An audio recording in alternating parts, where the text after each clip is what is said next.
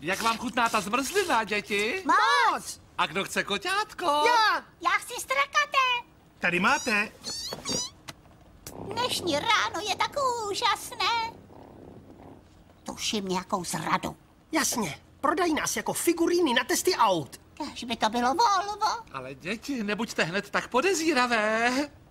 Zahaj akci.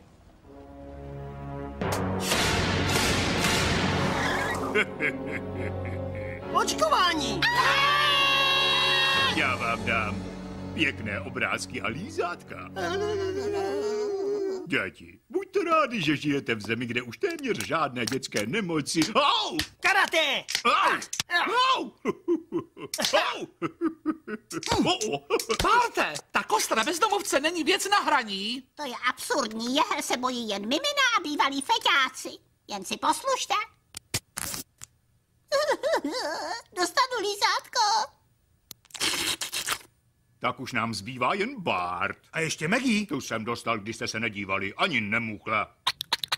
Tak dívej se z okna, ať přijdeš na jiné myšlenky. Dětský hřbitov.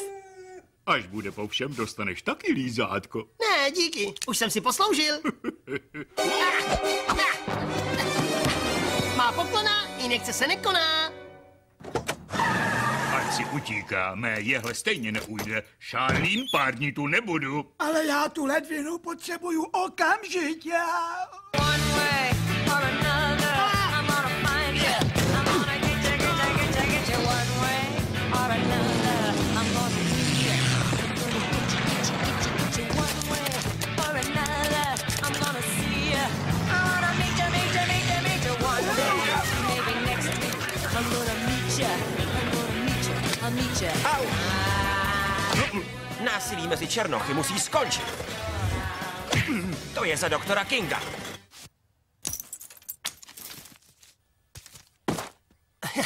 Nic si z toho nedělejte, já si nenechám ani ostříhat nechty.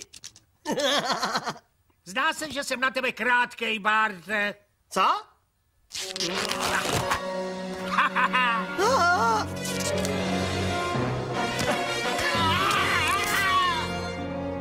Díky, Barney.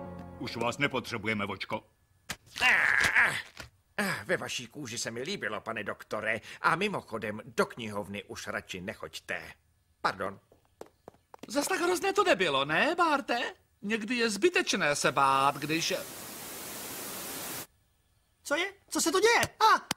Já neslyším! Doktore, proveďte diagnózu.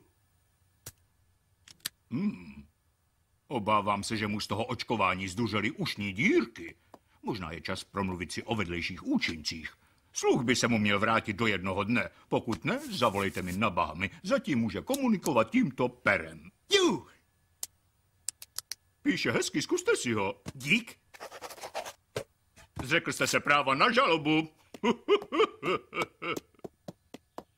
Týdeník Přechodná hluchota.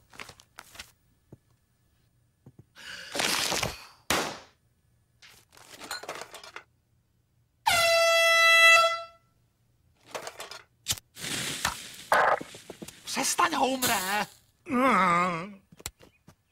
Naval šrajtofli, smrade, zrekvírujem ti kapesný. On si z nás nic nedělá. Asi víš, že všichni rváči jsou vlastně sraby. Jsme náraný? Já vím, jaký to je. Jsem hluchý od té doby, co vybuchl ten boiler, ale naučil jsem se odezírat. Pritrovili. Co jsi to řekl, mý matce? Aby bylo jasno, tak ty nohy smrdí proto, že se v práci celý den brodí v hnoji. I tak je to ta nejlepší kavárna v Glasgow. Barte, podej kečup.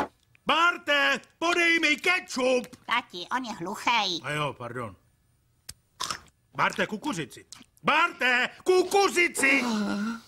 Zítra bys neměl chodit do školy, měl bys radši zůstat doma. Ale mami, zítra je zápas v Oslo basketbalu. Žáci budou hrát proti učitelům. Oslo basketbal? Já jsem všechno slyšel a ty ne! A jo, připomeňte mi to, až se mu vrátí sluch.